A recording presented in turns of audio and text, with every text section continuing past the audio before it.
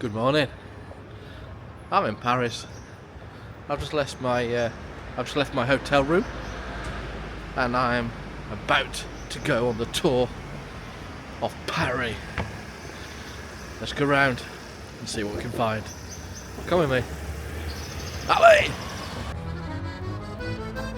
Round every corner is something interesting. Something historic. Something outstanding. This opposite is the Square de la Tour Saint-Jacques Square. But we're on our way to find a bigger, more impressive building, the Hotel de Ville. That's it. It's where Cruella de Vil used to live. That might not actually be true, but we'll have a look when we find it now.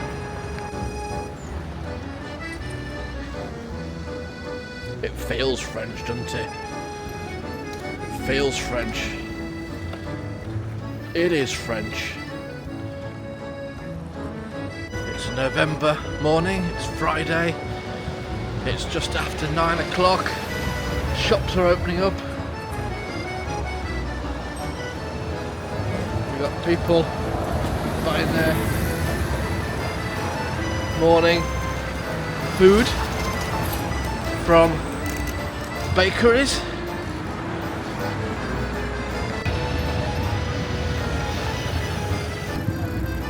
Very cyclist orientated city. Crikey. As ever, they're jumping the lights as they do in all big cities.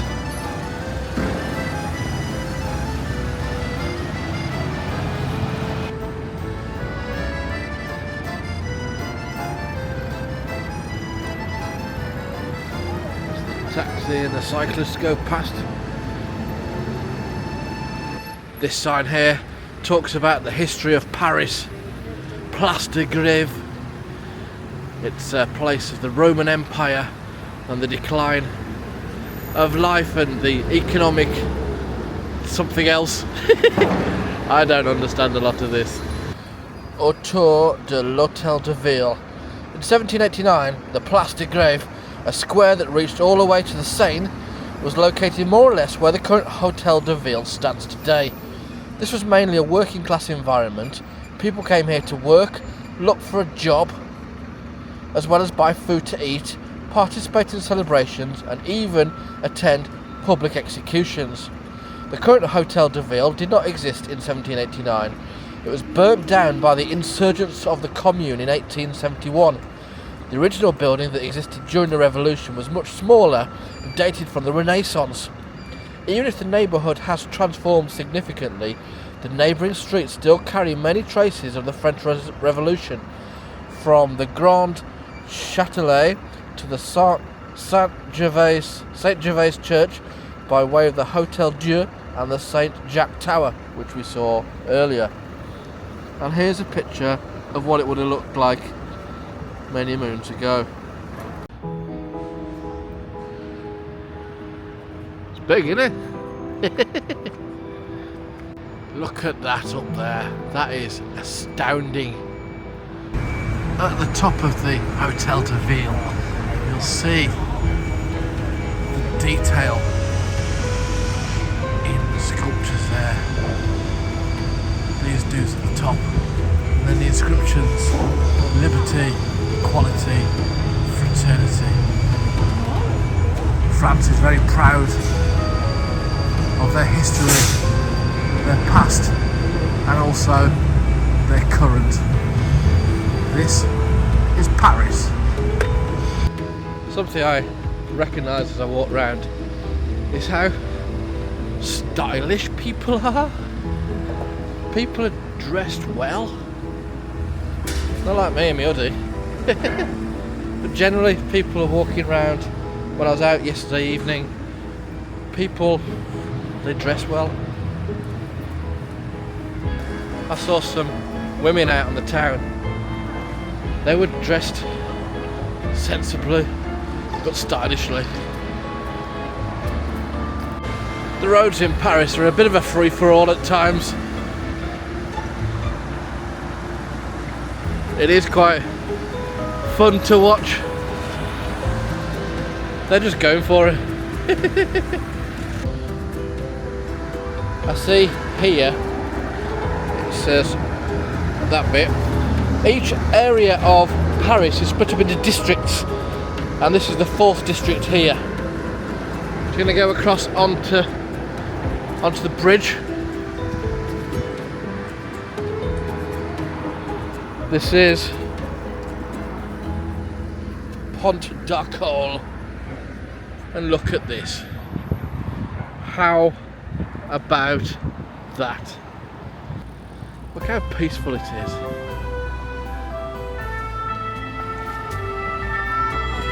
Till the siren's going off.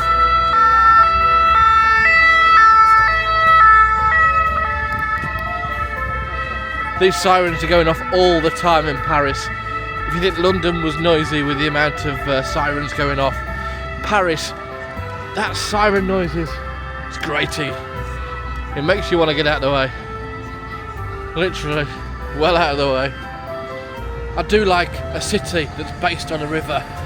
So you've got Paris, you've got London, you've got Dublin, you've got other places that have got stylish bridges on them. You've got places of interest, and it's all based around the activity of the river.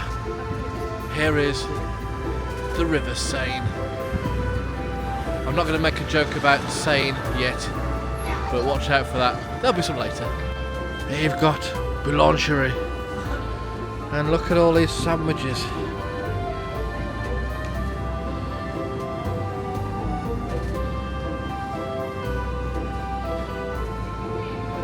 Look how tasty they look. This ain't Greggs or Couplands, is it?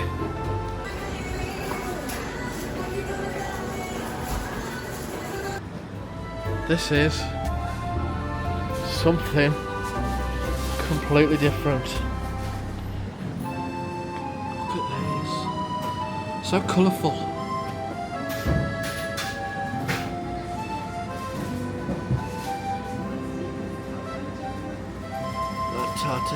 Tartelette au framboise, raspberries.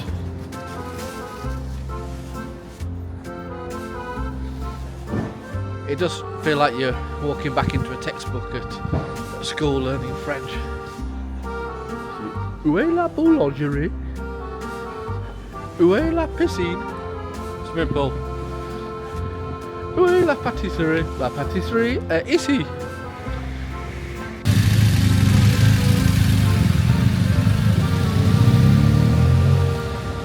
Le gendarme.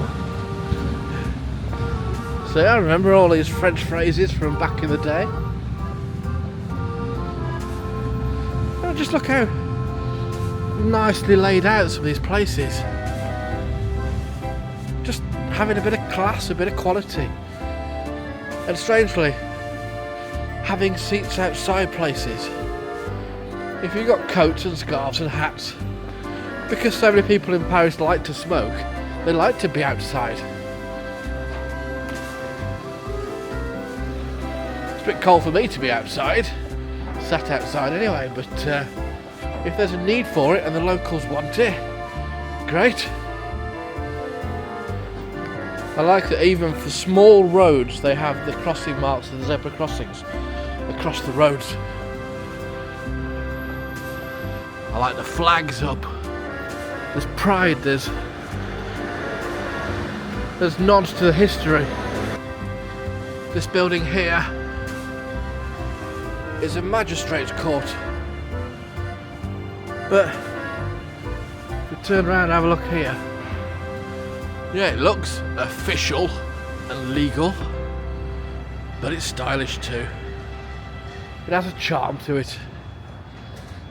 So as we carry on around the corner, we're trying to find Notre Dame Cathedral. Notre Dame Cathedral is going through a lot of renovation work at the moment after the fire a number of years ago. But let's look at some of the closer detail. This dude's leading it over here. So let's look at some of the finer detail on some of the buildings. It's the mixture of the old and the new, the changes throughout the years of this building. Notre Dame Cathedral was violently hit by fire in 2019, just 5 years ago, but they raised 846 million euros from 300,000 donations from 150 countries. That many people want good buildings to be as they are. You might say, who goes to these buildings? Who remembers the past and is interested in that? People do. 846 million euros raised from 300,000 donors over 150 countries. Wow, that's not just a French thing, that's not just a Paris thing. People care, and that's a good thing. 5 years later, it's going to reopen next month. Yeah, come on. This is Cathedral Notre Dame de Paris. With my backpack on today, I feel like the Hunchback of Notre Dame. You'd have to think, if something like this burnt down in Britain, how long it would take us to get it done. 5 years for them to kind of burn down to rebuild like this. That's impressive turnaround. That's good. How long will it take us? The Channel Tunnel took 5 years to build. It's taken us forever to do everything else in Britain. Notre Dame Cathedral. Splendid. Really is. Truly splendid. Pictures don't do it justice.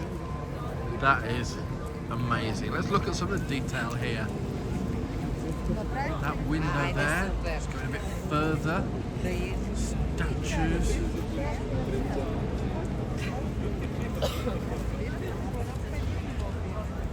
Look at some of the turrets at the top, the towers.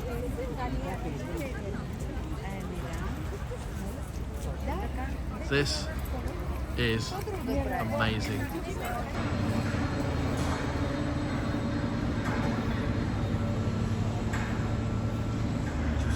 Just wow. Art buildings of this era, just fantastic. So while you've got the Notre Dame Cathedral there, what they've done here is they've erected this viewing stage here. They're made of wood that enables 300 people to sit down and look at the view.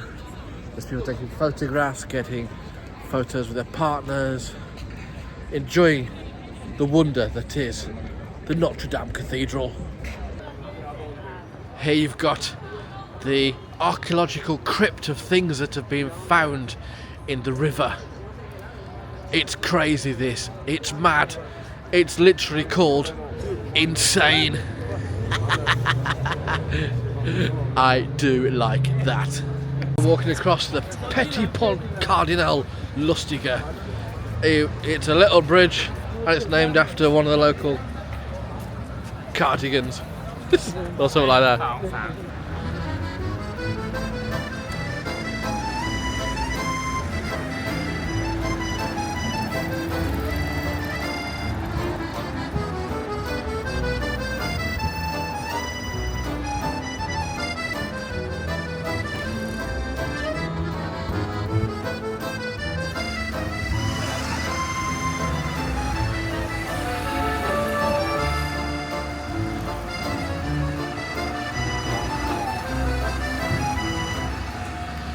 Buildings here are stylish.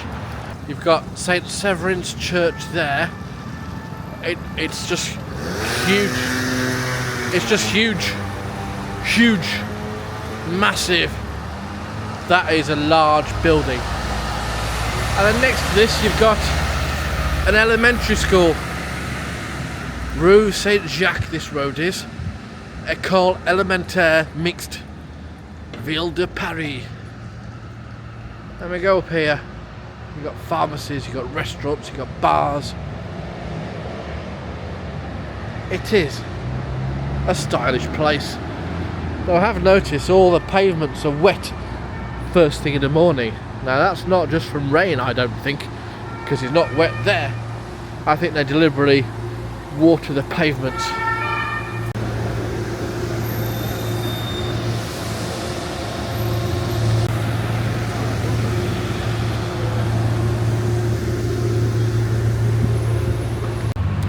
This here is the Sorbonne, Université de Paris, Rue d'École, School Road, basically. Académie de Paris. Sorbonne. Here we have the Pantheon, which is a mausoleum built to home Louis XV. At the top of the columns, underneath the stylish frieze at the top, it says "Au grand homme la patrie reconnaissante," which means to great men, the grateful homeland. And this road is on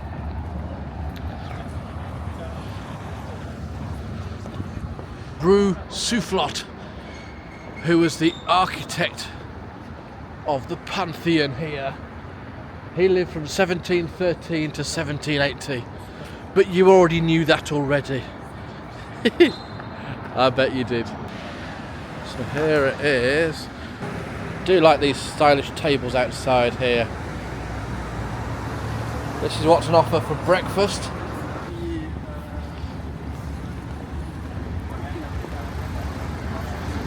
Let's go in.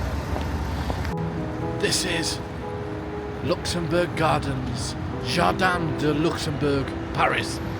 Let's go in and have a walk round. It's nice that this part of Paris has got all these garden areas and walkways, and there's somewhere for people to come and relax, come and have a sit down, have a chat, get away from things. There's some beautiful flowers in this garden area. Look at the colours it's got here. That's good. Even a little train coming through, collecting the rubbish up. Lovely trees here in the gardens. Paris isn't just old buildings, people shrugging and people eating le petit déjeuner. There's a lot of beauty in the nature side of Paris as well. And let's have a look what we got going on here. Some people doing the Amarillo walk here. Is this the way to Amarillo? Or is this the way to a statue with sunflowers around it? This statue is of a faun dancing by Eugene Louis Lequesne, and it's been here 1850. There you go. Let's have a look around some of these garden areas here where people are just enjoying having a nice sit down, or as they used to say in school, asseyez-vous. Is that what they say for sit down? Asseyez-vous. So for a major capital city, there's a lot of quiet places you can go to. There's people still around, but there's enough going on in other places where you can go and escape. You've got fountains here. There's some dude on a statue there. I ain't got time to find out who he is, but it looks nice. This is a statue of a bloke reading off his shopping list as he's walking round Lidl. Le petit pois, s'il vous plaît. Mange tout. Mange tout. Might not be. Apparently it's some person performing a play. I prefer my story.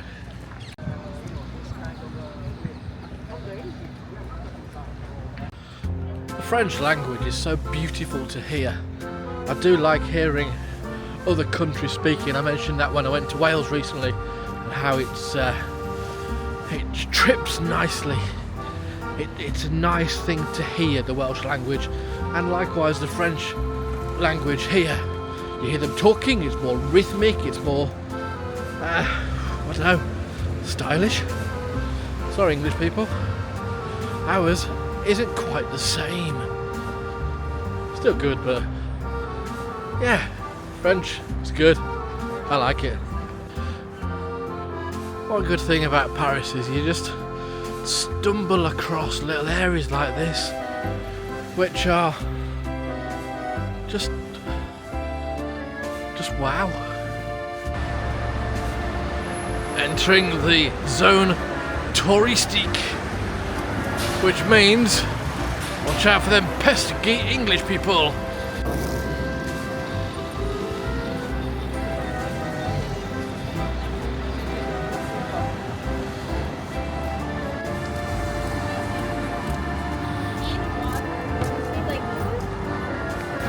Rich, où est la bibliothèque? La bibliothèque STC. It's here. I'm here at the Museum d'Orsay. There's massive queues, so it's obviously popular. So instead we'll have a quick look around the outside and move on to the next place. There's 6 ladies here who want to appear on the latest Rich Lord Travels video. I'm not one to deny them. Here they are. We have Europe. We have Asia. We have Africa. We have North America. We have South America. And we have Oceania. 1, 2, 3, 4, 5, 6 continents.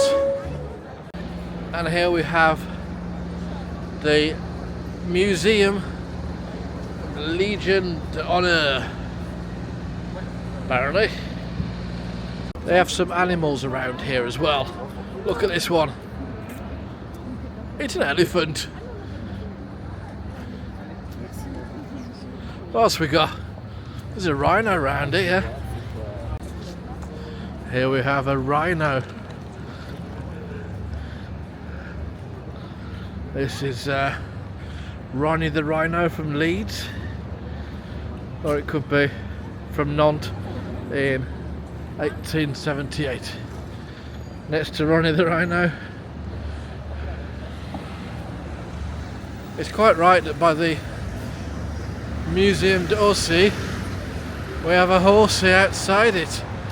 So the Museum d'Orsay. Hello mate.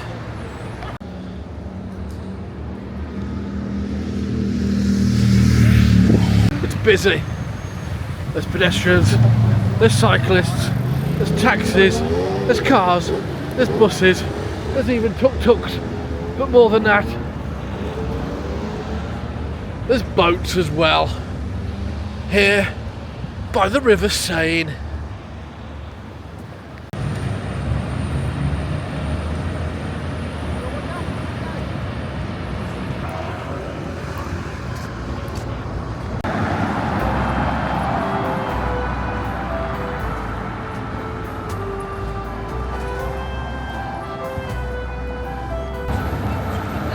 Here we have Museum du Louvre, Porte de Lyon.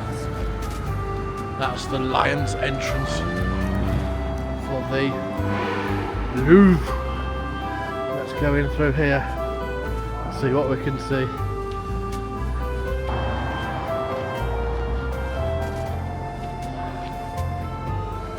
It's a very wide open space here, with hedges and trees, clearly marked out paths. It's a nice area. Some statues over there that we want to walk to. Let's approach it from this angle.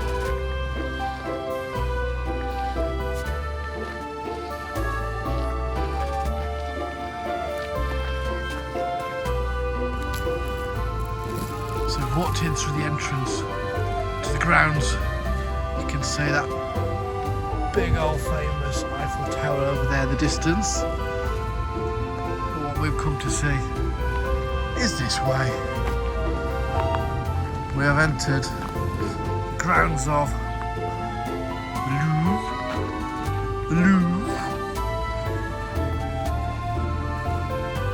This is a stylish structure here.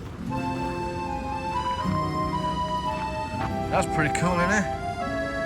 Now you've got the famous pyramid of glass there. This is the Louvre. So let's have a walk through now and see what there is to see.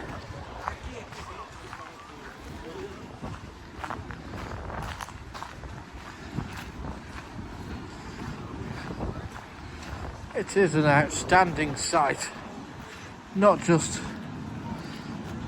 the structure of the glass pyramid, but all the buildings surrounding it. There's a lot of history here, a lot of everything here in Paris. And here we have the famous glass pyramid at the Musée du Louvre. I always think it's a good idea to have some kind of interesting structure in places, because it gets people coming to see it, gets people rocking up and coming to visit. There's obviously two little ones as well. There's a little one here. There's a little one around there. Well, actually there's another one around the other side, so there's 4 of them in total. But this is the main one here.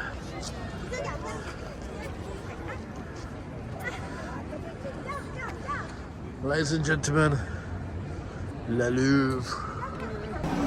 You can get to choose your own toilet roll here. That's impressive. What colour would you go for? Here is a model of the area. There's the pyramids we saw earlier, the main buildings, and then look at all that round there. It's impressive. Right, let's go explore outside.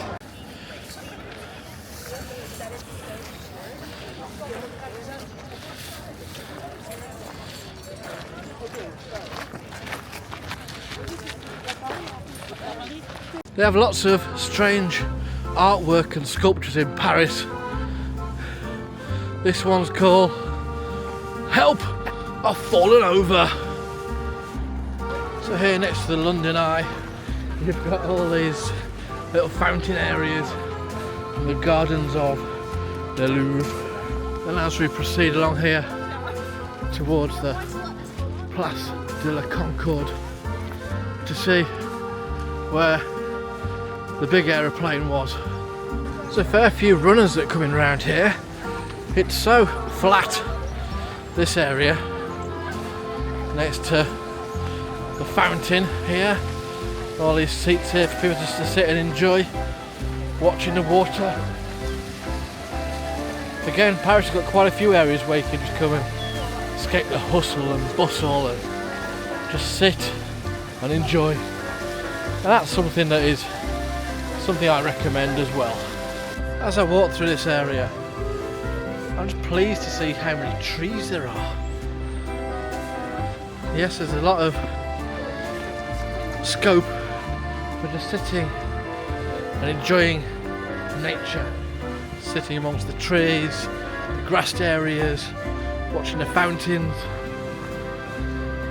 It's good. Paris, well done.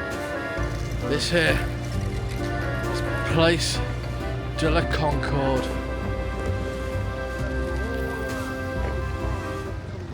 I'm in the back of a turtle cab. Look at this.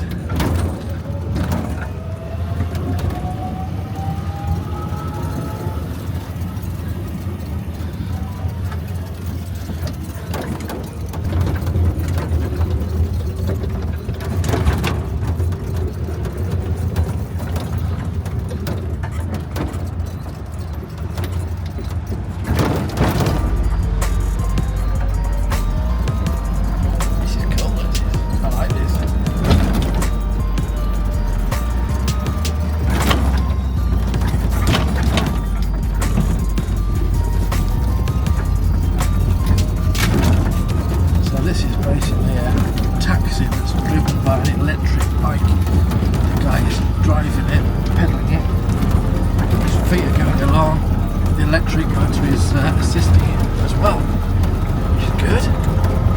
Getting there quicker.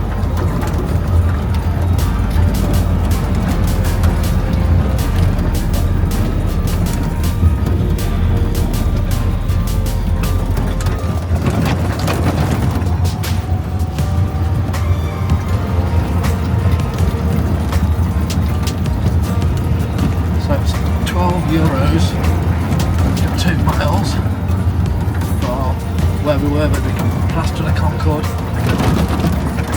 to the Arc de Triomphe.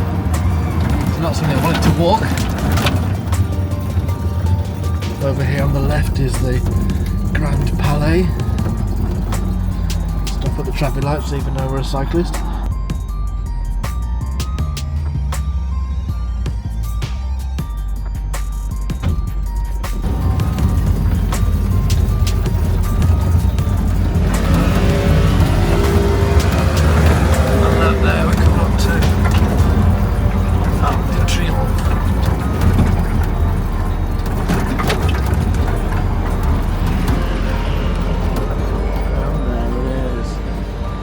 What I've just had a ride in here, the Turtle Cab.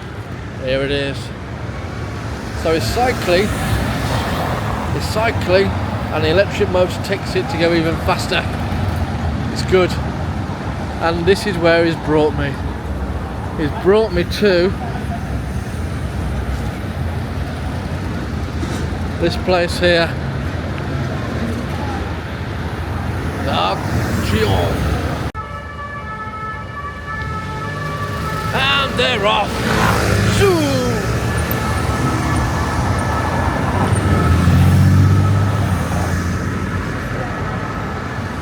The Arc de Triomphe is one of the busiest areas of Paris.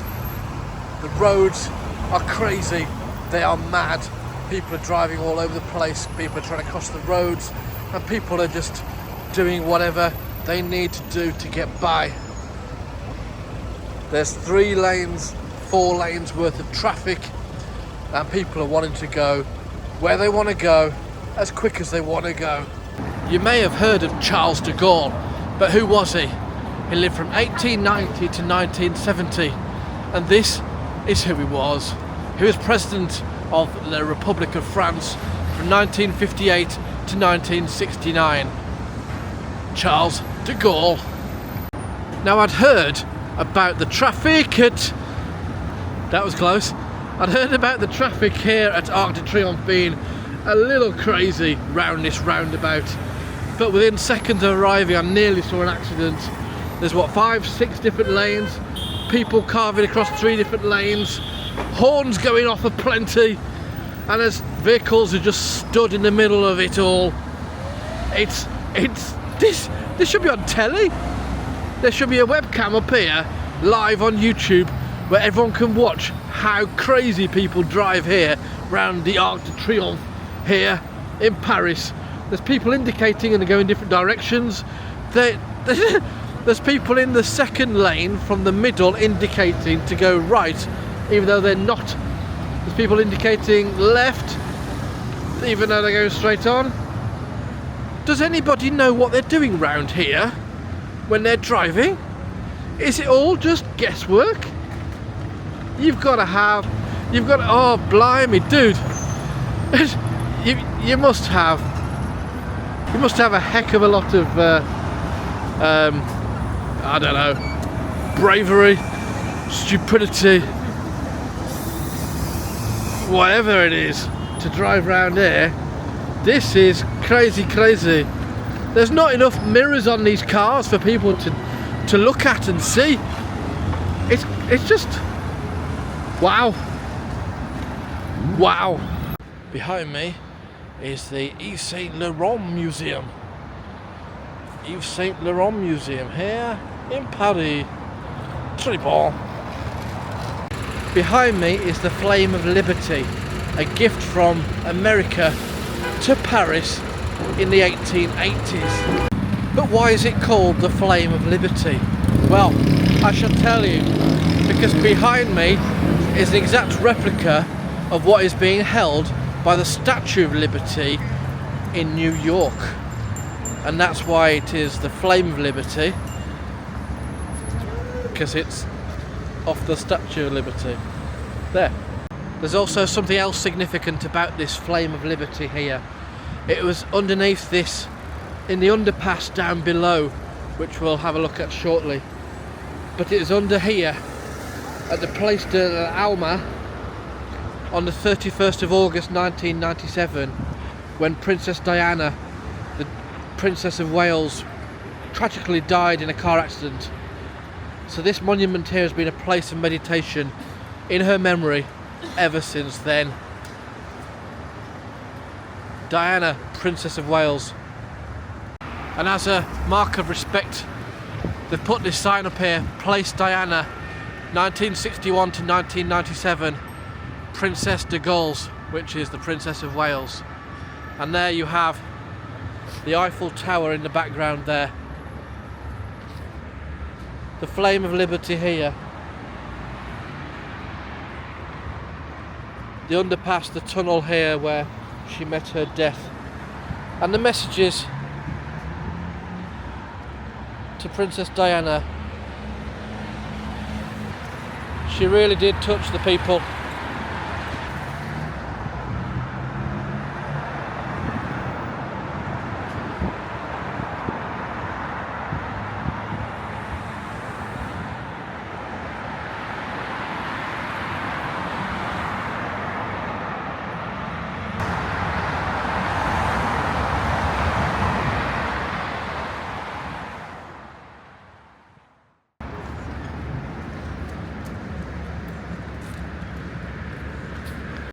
Walk alongside the riverside now.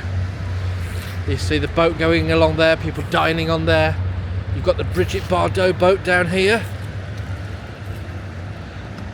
And the Eiffel Tower.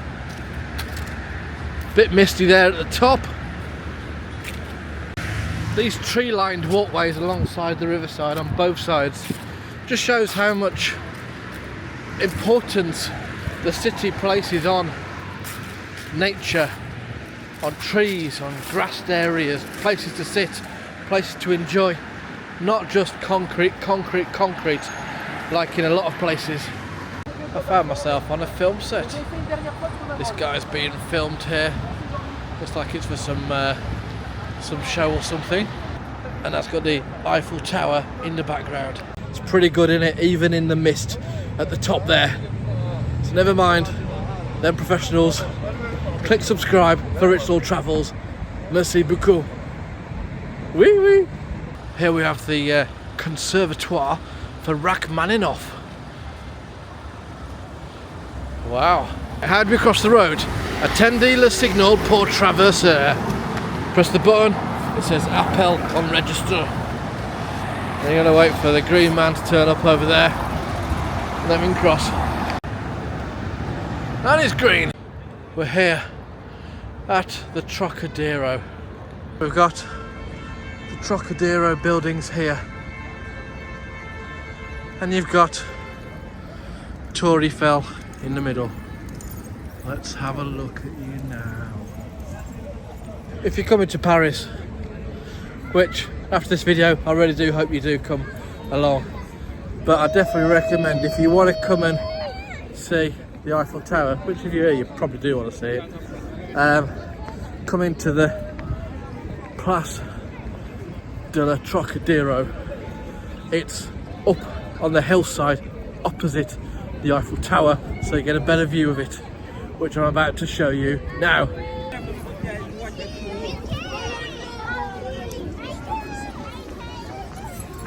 So here it is, the Eiffel Tower. Let's look from bottom to top. There, you can see much better in the daylight now rather than last night. I'll show you that as well. But all the way up the tower. You can go up there if you are brave, up into the sky. There it is. But you can't see that, you can also see the rest of the city in there as well. So you've got some of the great buildings on the skyline.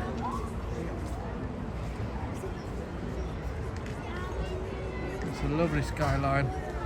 This tower thing gets in the way, but the rest of it's alright from there onwards.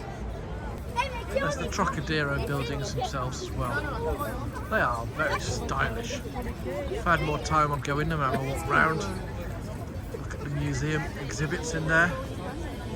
But it's a beautiful place up here just to kind of look down on everything that's below us in the rest of Paris.